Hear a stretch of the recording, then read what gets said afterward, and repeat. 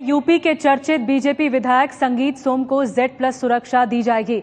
संगीत सोम मेरठ के सरधना से बीजेपी विधायक हैं और मुजफ्फरनगर दंगों के आरोपी भी हैं। संगीत सोम को Z+ सुरक्षा देने की मंजूरी केंद्र सरकार ने दी है। खुफिया जानकारी के मुताबिक जान को खतरे के आधार पर मंजूरी इसके आधार पर दी गई है और Z+ सुरक्षा अब दी जाएगी संगीत सोम को। बताया जा रहा है कि आने वाले दिनों में सरकार कुछ VVIP लोगों की सुरक्षा में कटौती कर सकती है। कटौती उन लोगों की सुरक्षा में होगी जिन्हें पिछली सरकार में Z या Y श्रेणी की सुरक्षा मिली थी।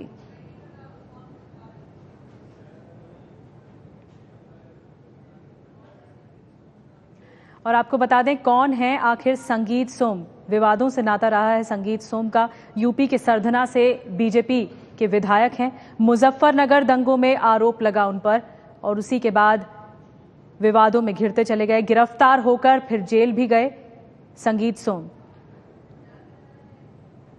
भड़काऊ भाषण देने और CD बांटने का आरोप भी उन पर लगा और उसी के आधार पर वो जेल भी गए। 2012 में पहली बार संगीत सोम बीजेपी से विधायक बने।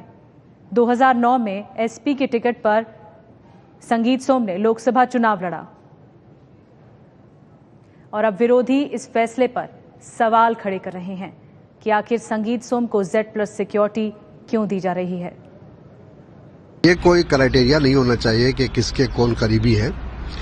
अगर उनको कोई थ्रेट है तब तो उनको दिया जाना चाहिए और ख़ास तौर पर ऐसे लोगों को सिक्योरिटी देना, वो भी Z+, जिन पर जो दंगा कराने का आरोप हो, जो खुद दंगाई हो और उसको सिक्योरिटी दिया जा रहा हो, तो ये तो भारतीय जनता पार्टी के ही शासन में हो सकता है। बहुत ही विचित्र बात है और बहुत ही अद्भुत सरकार है कि जो दंगा पीड़ित हैं वो तो दर दर ठोकर खा रहे हैं और जो कथाकथित तौर पर दंगा आरोपी हैं उनको Z+ सुरक्षा प्रदान की जा रही है।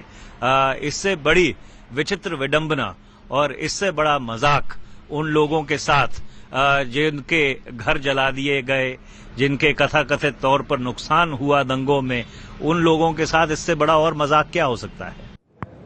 कांग्रेस और एनसीपी सवाल उठा रही है आखिर क्यों दंगे के आरोपी को Z+ सिक्योरिटी दी जा रही है। आपको बताते हैं Z+ सिक्योरिटी आखिर है क्या और किन लोगों को, किन VIP को ये सिक्योरिटी दी जाती है। सुरक्षा में 25 कमांडो तैनात होते हैं Z+ सिक्योरिटी में।